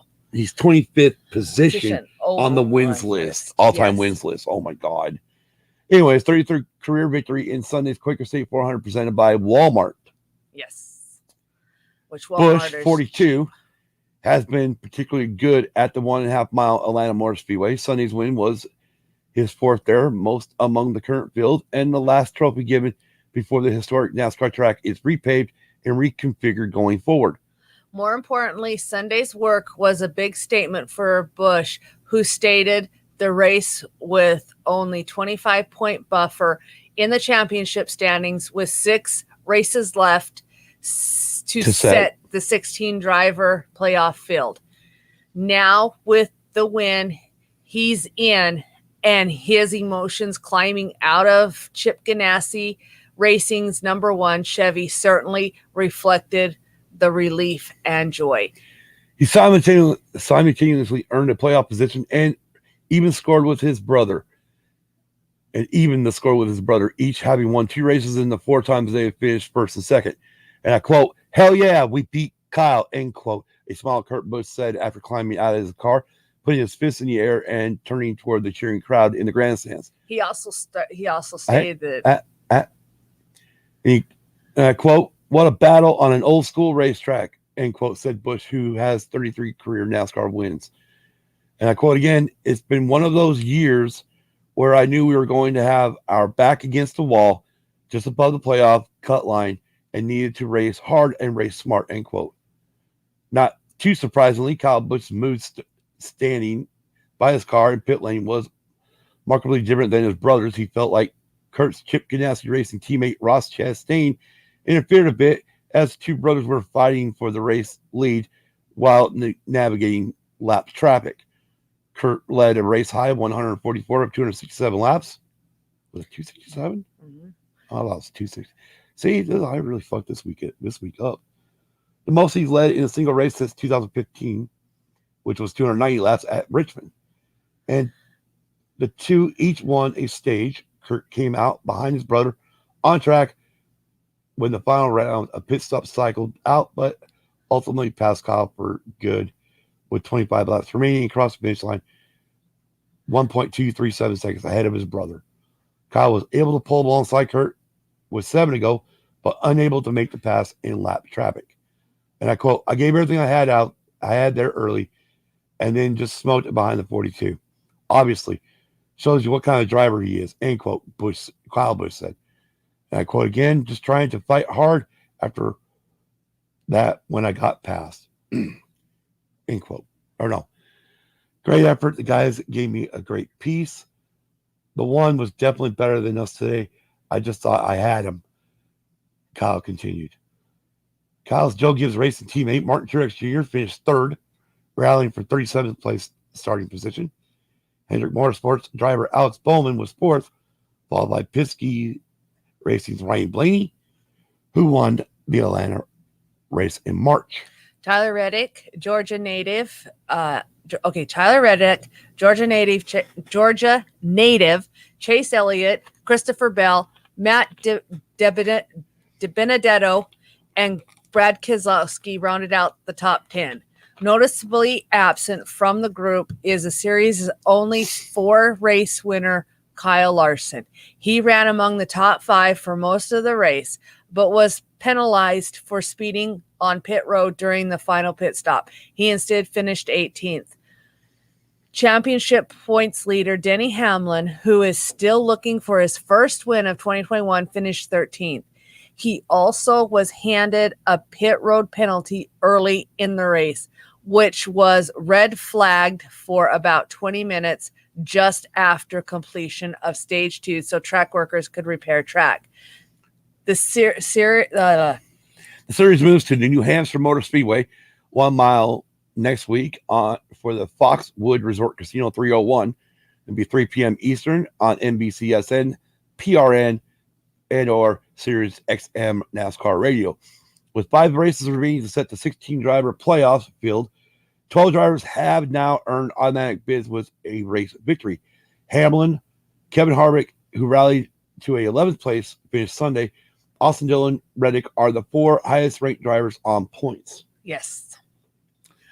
So, let's talk about a little bit about that, because one thing Kurt brought up during his interview, which he congratulated Chastain on being a great teammate. Yes, he did. And even at one point, he even said, "Shake and bake." Yes, he did. Which was from Talladega Nights, which yes. is freaking awesome. But he honestly, Chastain did his job. He did. His job was, okay, I'm going to go a lap down. And since I'm going to go a lap down, I'm going to make sure my teammate wins this fucking race. Which is what Logano did with Blaney in the spring at the same track because of this package. Yeah. So, again. And I'm sorry, every team does it. Every team who has a teammate, 1 or 2 teammates will actually block the person trying to pass their teammate. So really, if you look at it, Kyle had no place to bitch. Well, he does. Well, the thing is, it's Kyle. If he ain't winning, he's bitching. Well, true, but I'm just saying, his team does it. Every team does it. I don't have the hatred for Kyle that like most people do. Well, I don't either. But I'm just saying, he should have thought that, hey, I would do the same thing if I was in this situation. No, he wouldn't. He wouldn't. No, he wouldn't. No, he wouldn't. He would not do that for a teammate. He'd probably turn the team. Well, he might do that. No, he wouldn't. He wouldn't do that for a teammate. I'll say that right out. I mean, he is out for himself. Yeah. I mean, and that's the difference between NASCAR and F1, because F1 is more about the team, because you got 2 cars. Yeah. And you're trying to win a constructors championship, which pays money. Where in NASCAR, it's the drivers championship that pays money. So, the differences between the 2 series. Anyways, it's been mentioned. This episode is literally called End of an Era.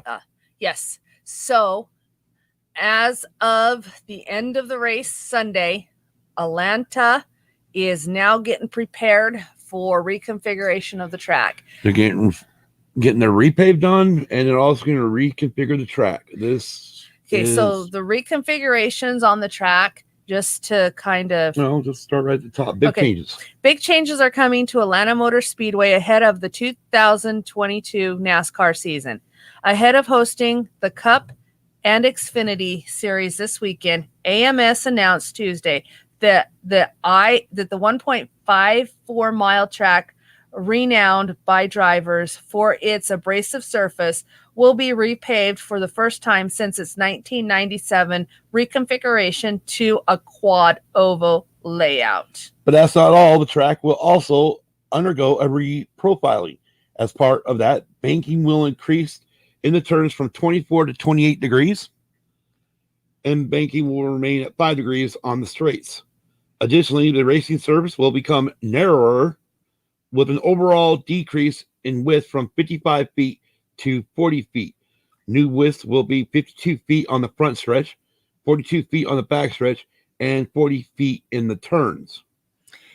In a press release, the track said the reprofiling of the product of 10 months of confidential research, development, testing, and simulation with engineers and iRacing. Oh, as Atlanta's racing surfaces aged, we've challenged ourselves to reimagine what NASCAR racing at an intermediate track can be. Marcus Smith, president and CEO of the Track Owner Speedway Motorsports, said in the release. With high banks in the turns, narrow width, and new pavement technology, Atlanta will be unlike any other mile-and-a-half track on the circuit. It's all new for 2022, and this will be specifically designed for close competitive racing. We'll see. In other words, we'll see. It will be Daytona. It'll be a mini Daytona. It'll be a mini Daytona, is what they want. Pretty much. So it's going to be a mini Daytona. So the minute cars hit 210 miles an hour, it's going to be either in practice or in qualifying. If we have either one of those, they're going to put. If they don't, we hit 220 during the fucking 210 to 220 in the race. The next time we go there, you're right. We will have places like Talladega and Daytona. Now here's my thing: you reconfigure a track, right? Yes. With a brand new fucking car coming. Yeah, that's what I can't figure out. Okay, hold on. Here's my thing. What happens if the racing sucks? Yeah, exactly. What happens if it becomes a shit track? Exactly. Because as they bring up here, right, Speedway Motorsports has carried out track reprofiles in recent years at Kentucky Speedway, no longer on the NASCAR schedule, in 2016, and Texas Motor Speedway in 2017. Those two reconfigs, especially Texas Motor Speedway, fucking ruined that track. Yeah, it did. The company also reconfigured Las Vegas Motor Speedway back in 2006. Now, that one improved it, though. In a way. The sad part is Las Vegas wasn't doing that well before. And then all of a sudden, that final race, before we were going to have it reconfigured, it was also a great track. Yeah. Because the asphalt aged. Yeah. The problem is if you can't get the asphalt to age right, then everything's gonna stay on the fucking bottom. Yeah. You're not gonna have no racing. No, it's gonna be nose to tail, just like it normally is. Right. And it won't matter if you put PJ1 or not on it because it's brand new asphalt. They're gonna stay on the fucking bottom. There'll be so much grip on that track, it's not gonna be funny. They better not use PJ1 on that track because that's just stupid and ridiculous. It proved this last Sunday that the drivers can actually do their job and bring the track in. So Steve Swift, Senior Vice President of Operations Development for Speedway Motorsports, noted the importance of iRacing in helping to take a lot of the guesswork out of the upcoming Atlanta tweaks. But comment on that. Yeah. Yeah, they teamed up with iRacing, but they don't even know how the new cars are even going to run on this track because they ran them with the old cars. Kevin Harvick brought it up. I don't have it, but he did bring it up that while he's not against iRacing, right? He says the time he's done iRacing compared to, to what he's done on the track, they're completely different animals. Yeah, I know. It's completely different. Yeah, I know. That's what I'm saying. They don't know how the cars are going to react. There's been simulations in the past, starting when we first reconfigured this track in 1997, Swift told reporters Tuesday. It's almost like the difference in video games. If you play video games from the old Nintendos to what they play today, okay, that makes no fucking sense at all. Oh, I know what they're saying. In other words, I know if you play the old fucking video games compared to today, there's a big difference. I mean, I can't go back, and that's why I really don't give a fuck about going and trying to find a Super NES or something now from back then, because if I even got half the games I played on that, I would look at the graphics going, this shit sucks. Yeah. I've done the same thing with Atari. I've looked at some of their graphics going, this shit sucks. Yeah. How did I ever think this is fucking cool? Yeah. Well, it's because it was good for the time. Well, yeah, it was the time era it was in. I mean, as far as what compared to the video games now, yeah. I mean, Jesus Christ, I mean, fucking racing games have come a long way. They have. They really have. Anyways, I think we're just leave it there because, I mean, again, like I said, the potential driver pushback, which, I mean, the driver's been all up in shit about this whole weekend. Yeah, they have. They are not happy about it. Well, and then according to Marcus Smith though, and all them, they're doing this for the fans. Really? That's funny. I don't remember any fan asking for a reconfiguration in Atlanta. Now, Georgia had 0 COVID restrictions in place. Yeah. And they could not sell this fucking place out still. No, they couldn't. They couldn't. You've seen it. Yeah, I know I saw it. So, but yeah. I really thought there was COVID restrictions.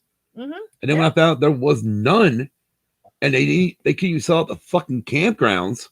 Well, you want my opinion on this? Yeah. They just want one race a year at Atlanta. Put it in the fucking spring, because right now in Atlanta, since they are pretty much south, during the day it gets fucking hot. Tetris still rock. Yeah, Tom, I'll give you that one. I will give you that one. Tetris does still rock. I mean, you're talking in the south in the heat of the summer. Speaking of which, I want to pump the brakes real quick. I totally forgot to do this earlier when she got on. Kelly, did you guys end up getting any tornadoes?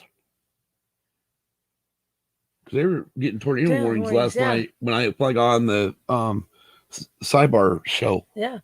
Fuck. I'm like, oh, god damn. Yeah. That's not cool. But yeah, I mean,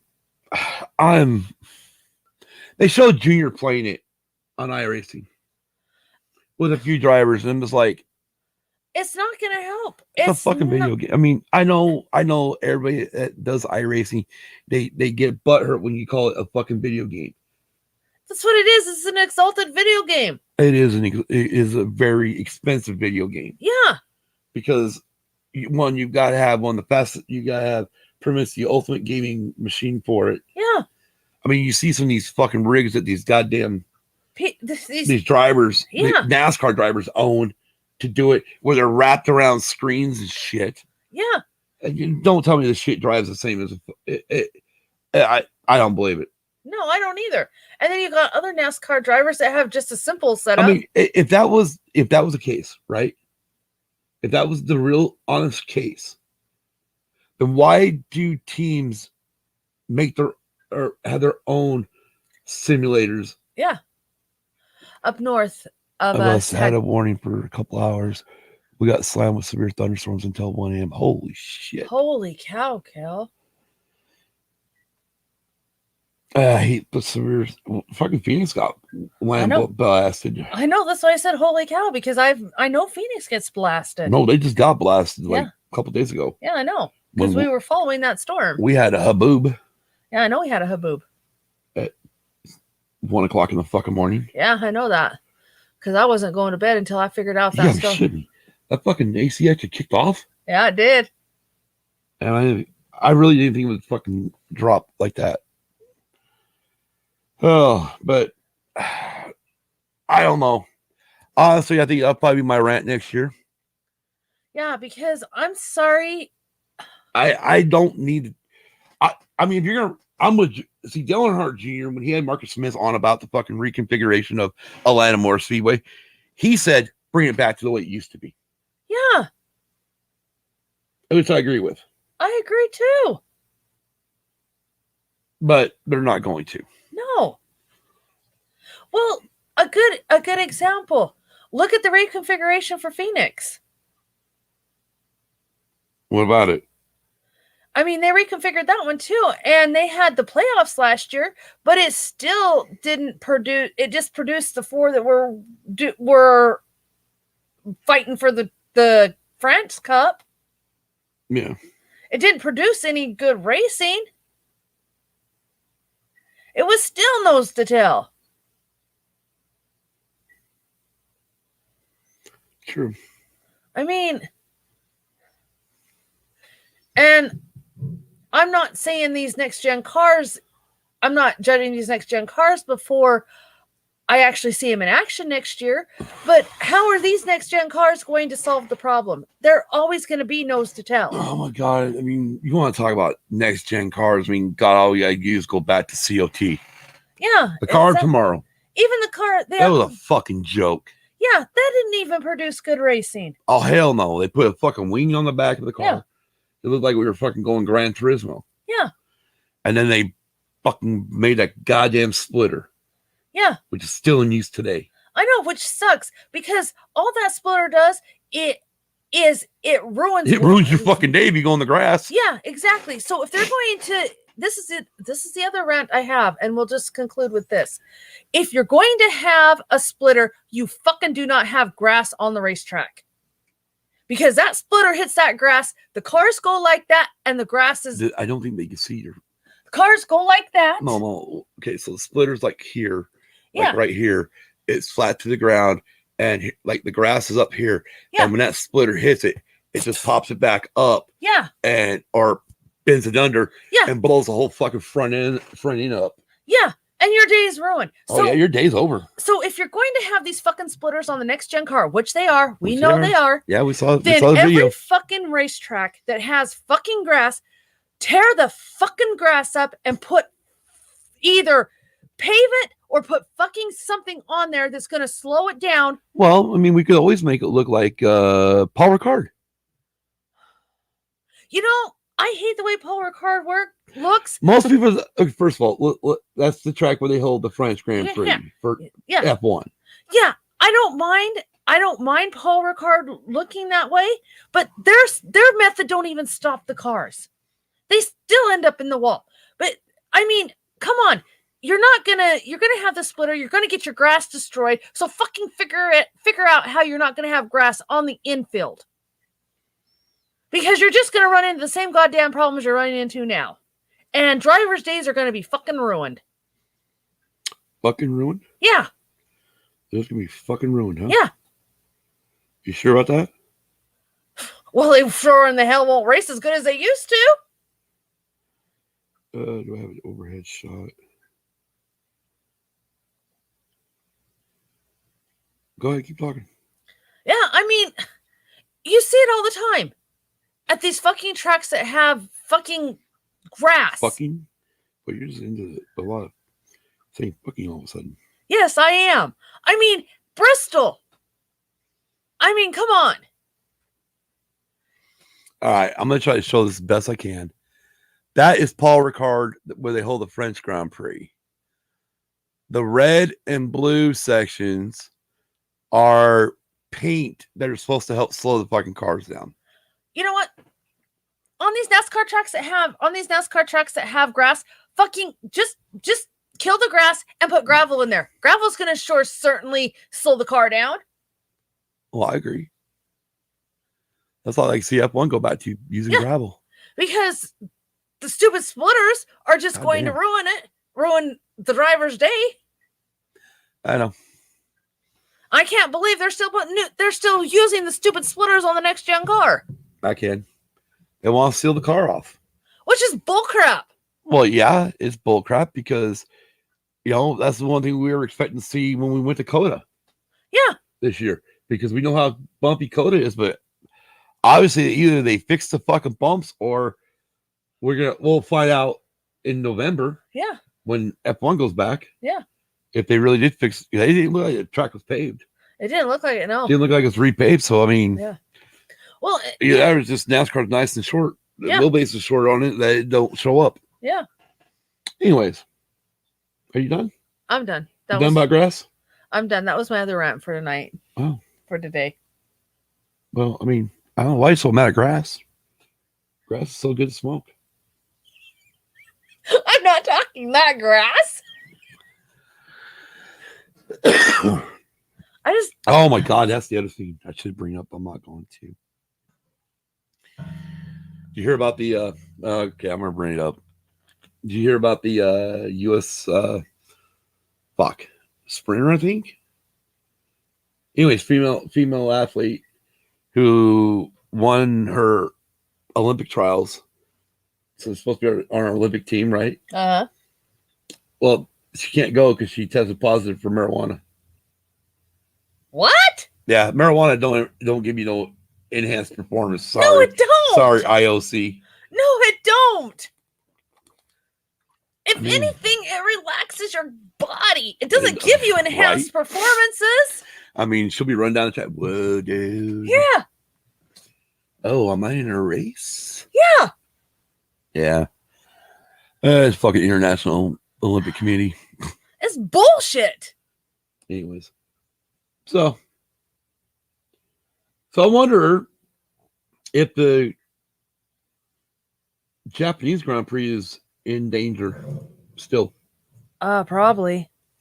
of being canceled. Probably. I wouldn't be surprised. We're still dealing with a lot of COVID stuff overseas. So that's really affecting. So what we got coming up for F1? Oh, we got the British Grand Prix coming up this week. Yes, we do have the British Grand Prix. At Silverstone. Yes.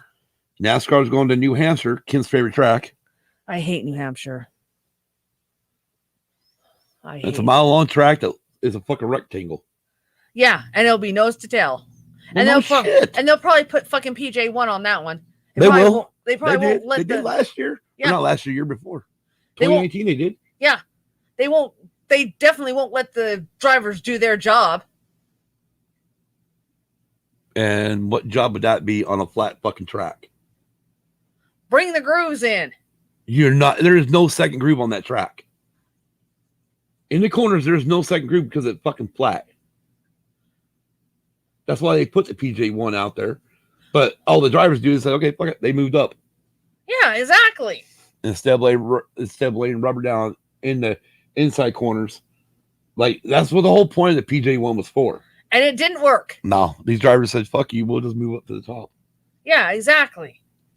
Let's go where the grip's at. Yeah, exactly. So it kind of backfired on them. Yeah, it did. Anyway, so we got British Grand Prix. Yes, we do. And New Hampshire. Yes, and the British Grand Prix is where they're going to do the sprint races. Right, which we've never done in F1. Nope. It's done in F2 and F3. But not in F1. This is the first time it'll be done in F1. Right. So this ought to be fucking interesting. Yeah. But they'll still have their little tire blankets. Okay, Kim. Well, here we go. This is a new thing we're going to try. Okay? Here's something new we're going to do this year. Or starting from this episode on. What? For the racing podcast. Okay? When we have another race coming up, we're going to give our picks. Okay? Okay. So, F1, we're going to go top 3.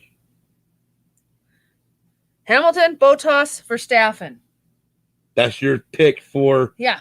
That's your pick for the British Grand Prix. Yeah. Those will be the 3 that'll end up on the podium. Lewis Hamilton. Bottas second. Valtteri Bottas. And Max Verstappen third. Especially if Hamilton has cleared his head enough to where he's going to... I'm just curious then. Who the hell's fourth?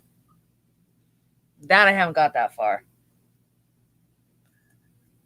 Okay. Well, I like your pick's pretty good. I mean, I don't blame you not going against Mercedes, even though you're a Max Verstappen Red Bull fan. I am, but if Mercedes... However,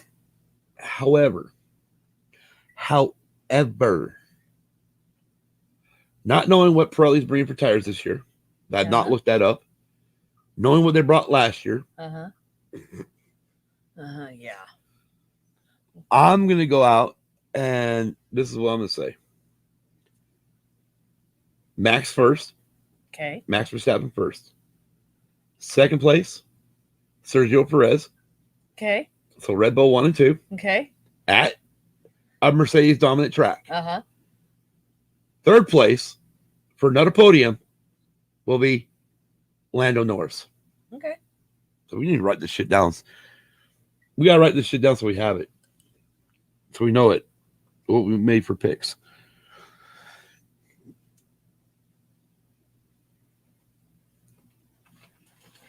Either that or fuck.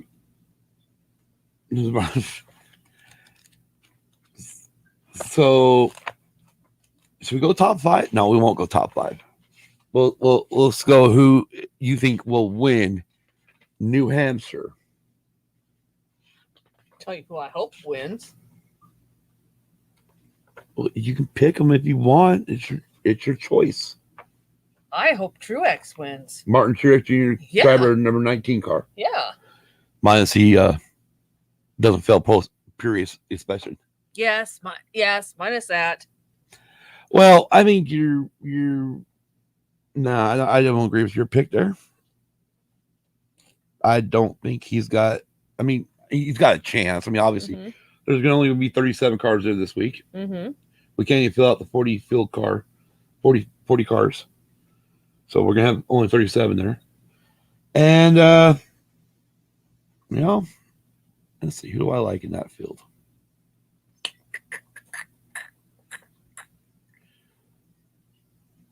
I think I'm going to go with, God damn.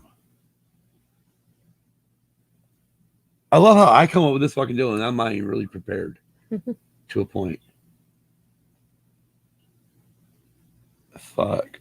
How the hell is it? You know what? I'll go Chase Elliott. Okay. Driver of the 9 car. Okay.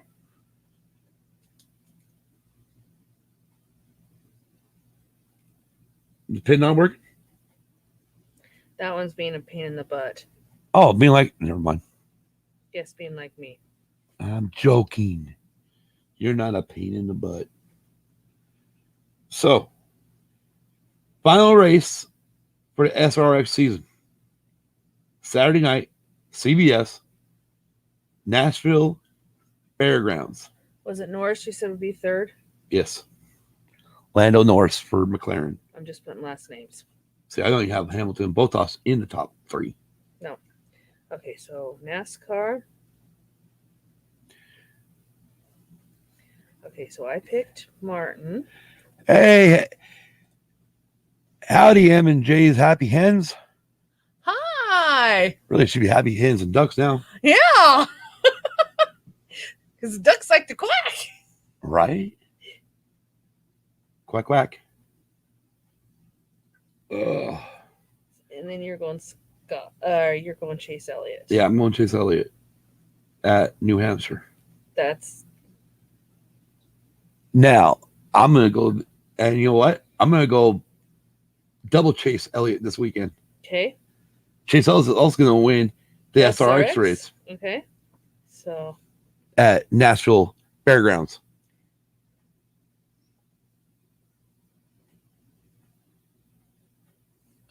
I love how she's writing all these down. Oh, wow. You guys are getting a lot of rain. Yeah, we're doing great. It's just really hot down here in Arizona, or in the southwestern corner of Arizona in Yuma. Yeah. Very hot.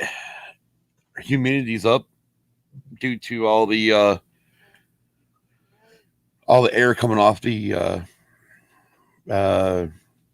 Pacific Ocean and also off of the Gulf down south of us in Mexico.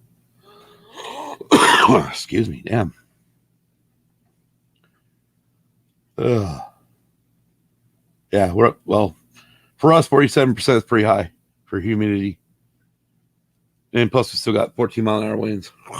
Yeah. Which means it's probably got dust cloud outside. Yeah, probably. Which means you can't see very far. No. Anyways, you got it all? Oh, who are you going to choose for SRX? I'm thinking. That's a hard one.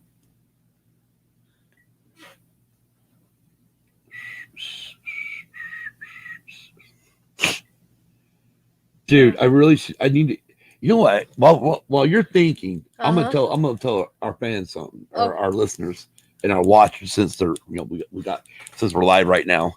I found an interesting cassette the other night. You are not going to mention that, are you? Mention what?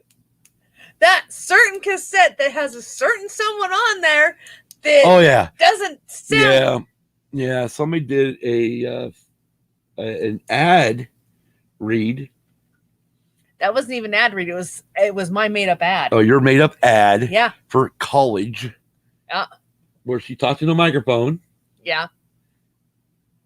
Giving an ad like for a radio, and then look at you later. Here you are doing a podcast. Yep. I really think I should No. digital that, make that fucker digital, No. and add it to this soundboard.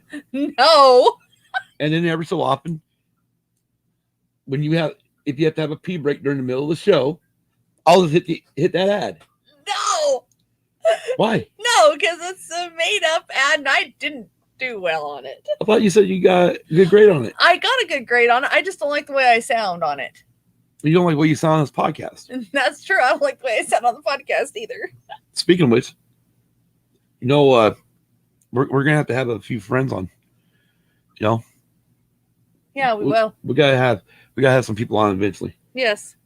Especially I watched that Escape Pod episode the other day for how to make a podcast one. I noticed in the live chat that DB was looking into starting a podcast. Oh, nice. Yeah. So that means Kel too. Yeah. So that'd be good. Yeah. But we also get M&J Happy Hands on here. Yeah. And let them talk about their channel and Yeah. and what's going on with them, and I mean it's very educational. It is. It really is. It's really educational. Yeah. Yeah, we need to do that one of these times. We just and then try to see if we can reach out to Joe from Joe did it. Yeah. channel, where it was his chicken channel. Yeah. But yeah, other than that, before we go, I'll tell you my pick. put chickens on the show. Well, that'd be a thing where M&J Hands would Bella come on, and then they could share their screen and show their YouTube channel. Yeah. And show you how to get to their YouTube channel. Yes. Because they are in Ohio, and then Joe Did It is in New Jersey. Yep.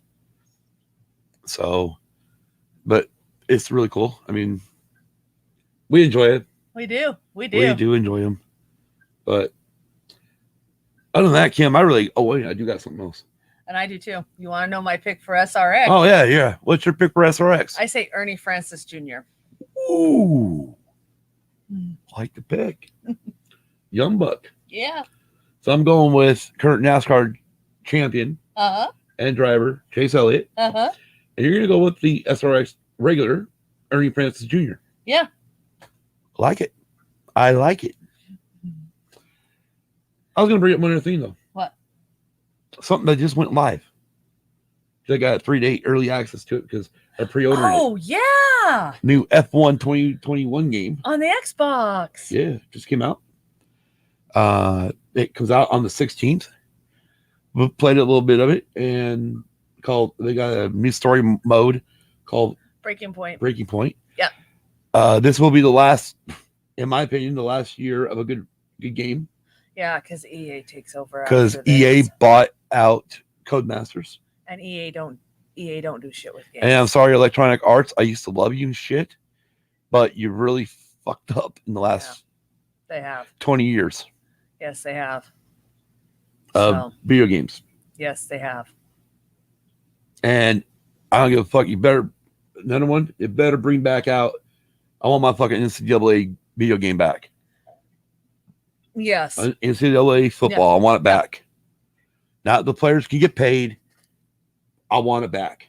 Exactly. That was the only reason why I played Madden. Yeah. Well, actually, I'll take that back. I played Madden because of it was NFL. But then when I learned that you could actually start your as a college player and then move up, Yeah. try to get your player drafted up, that made it fun to play both Madden and NCAA. Oh, yeah.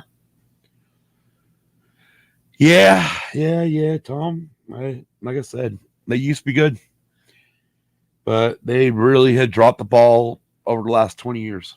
Yeah, they have.